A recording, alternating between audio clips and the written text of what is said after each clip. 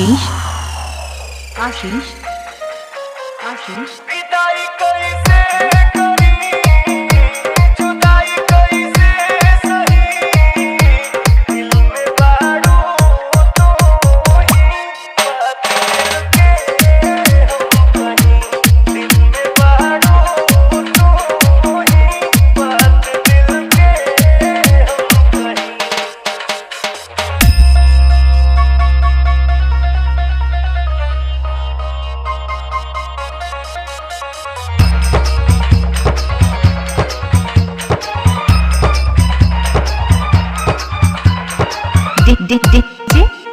आशीष निमिया के छाँव में निमिया के छाँव में 9 दिन रहलू मोरी संग हमरा गाँव में निमिया के छाँव में निमिया के छाँव में 9 दिन रहलू मोरी संग हमरा गाँव में कह तू कैसे रही जुदाई कैसे सही दिल में बारू तू ही बात दिल के हम कहीं दिल में बारू तू ही बात दिल के हम कहीं सिकंदरा म्यूजिक सिकंदरा म्यूजिक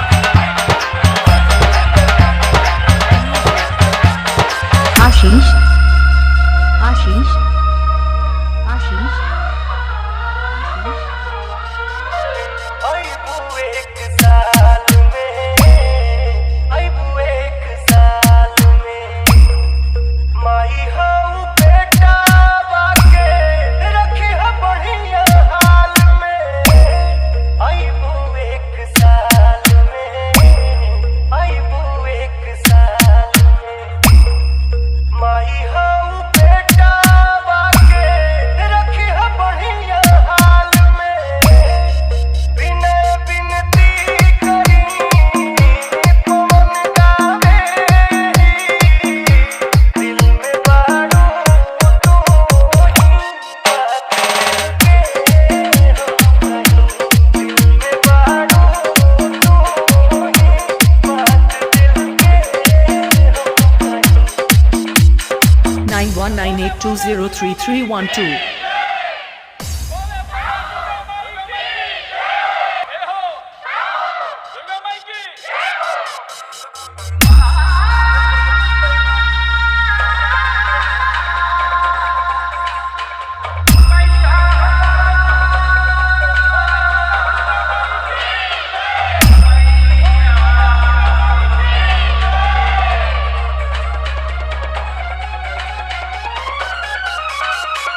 आशीष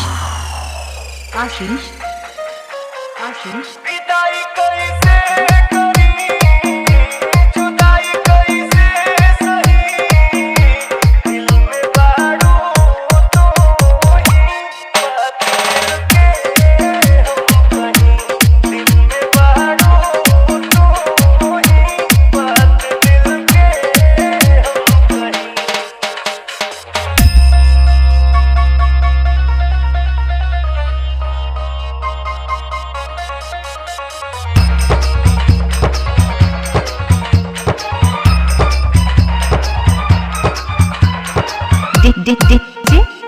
आशीष निमिया के छाँव में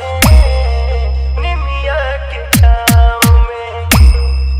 9 दिन रहलू मोरी